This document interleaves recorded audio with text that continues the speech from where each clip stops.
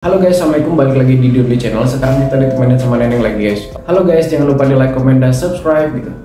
Si Nenengnya males guys. Oke guys, kali ini saya akan sharing soal cara mengetahui kucing sakit apa berdasarkan gejala-gejala yang muncul gitu ya. Dan disclaimer dulu buat teman-teman yang bisa ke dokter, ada dokter di tempatnya, ada duitnya dan mau ke dokter langsung ke dokter aja gitu ya. Ini buat teman-teman yang mungkin gak bisa ke dokter gitu ya. Karena banyak banget yang nanya di inbox IG saya itu rata-rata nanyain hal yang sama. Bang, kucing saya ciri-ciri yang seperti ini, bang, kucing saya gejala yang seperti ini, sakit apa ya kira-kira begitu ya. Dan padahal sebenarnya ini semua udah saya jelasin di video-video saya sebelumnya gitu ya. Saran saya buat teman-teman nih, kalau butuh informasinya kalian scroll aja video-video saya dulu. Kalau ada video-video yang sesuai dengan yang kalian cari, kalian tonton, kalian simak dulu.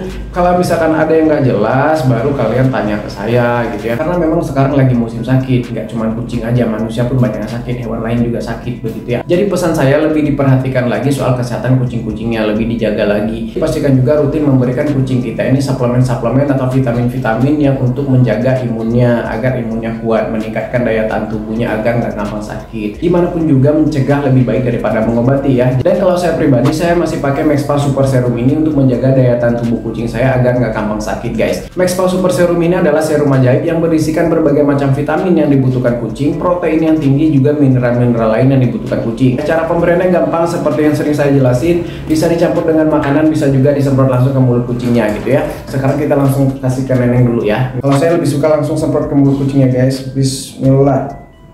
Tuh.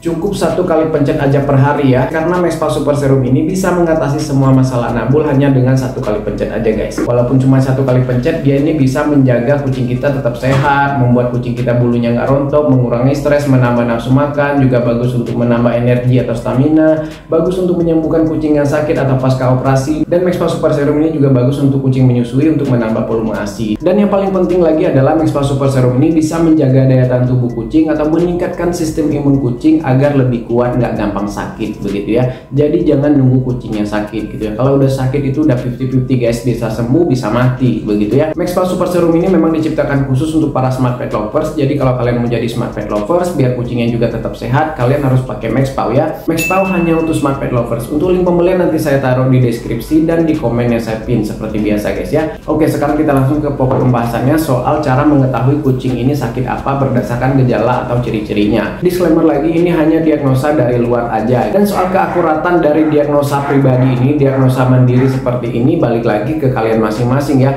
Tepat atau tidak juga dipengaruhi oleh feeling masing-masing, dipengaruhi oleh pengalaman masing-masing. Semakin banyak kita menghadapi kasus seperti itu, semakin kita punya pengalaman untuk mengetahui penyakitnya apa. Tapi ini penyakit yang umum aja ya, yang paling sering terjadi. Yang pertama yang paling sering ada flu. Nah, flu ini gampang banget kan, seperti manusia. Flu ini kalau misalkan ada bersin, ada beringus, mata berair. Yang paling gampang kita ketahui kalau kucing flu ini biasanya matanya cenderung lebih berbelek gitu ya, lebih belekan, matanya kotor, banyak berair, akhirnya banyak belekan yang kadang tuh nempel gitu ya.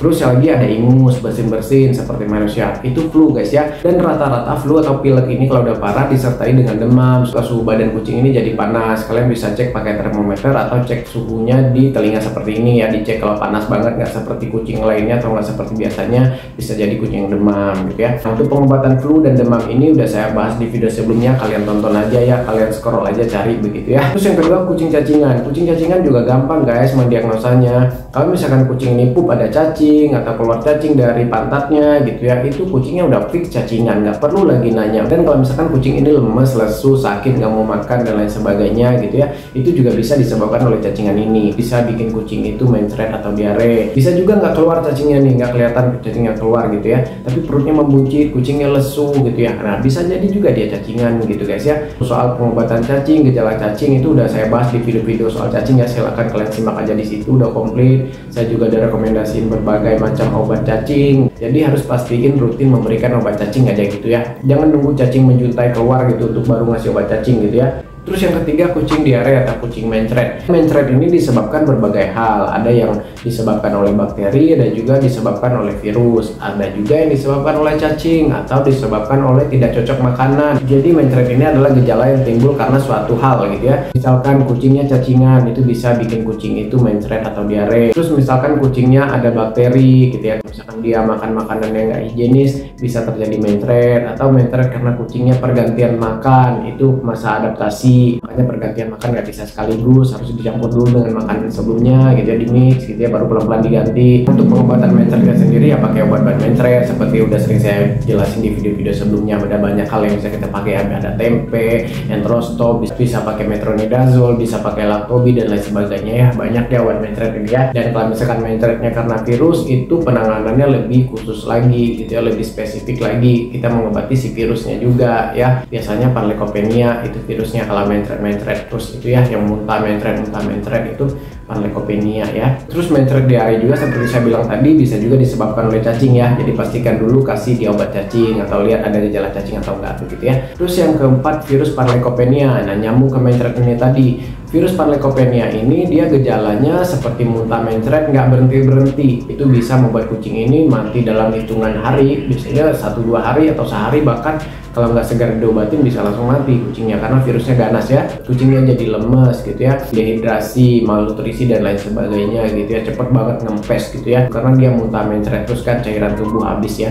Nah, untuk pengobatan panleukopenia ini bisa kalian lihat di video-video saya sebelumnya ya. Dan panleukopenia ini virus yang berbahaya banget, virus paling mematikan banget, jadi harus segera diisolasi, harus dikasih penanganan yang tepat. Seperti yang sering saya bilang bahwa virus ini hanya bisa kita taklukkan dengan si imun tubuh, sementara yang bisa kita usahakan adalah meningkatkan imun tubuhnya dan menyembuhkan gejala-gejala yang munculnya begitu ya. Nah, terus virus kalisi ini berbeda dengan panleukopenia tadi. Kalau dia menyerang pencernaan, virus kalisi ini dia menyerang sistem pernapasan. Kalau kalisi ini biasanya kucingnya itu gejalanya itu flu-nya parah begitu ya, dia flu parah, matanya berair, memerah, meruam, terus juga kucingnya sesak napas, kucingnya keluar lendir dari mulutnya, berliur terus, dan aroma mulutnya itu beda, baunya bau banget. Dan kalisi ini juga bisa menyebabkan sesak napas, kucingnya kayak asma, sesak napas, karena kan pernapasan yang diserang ya gitu ya.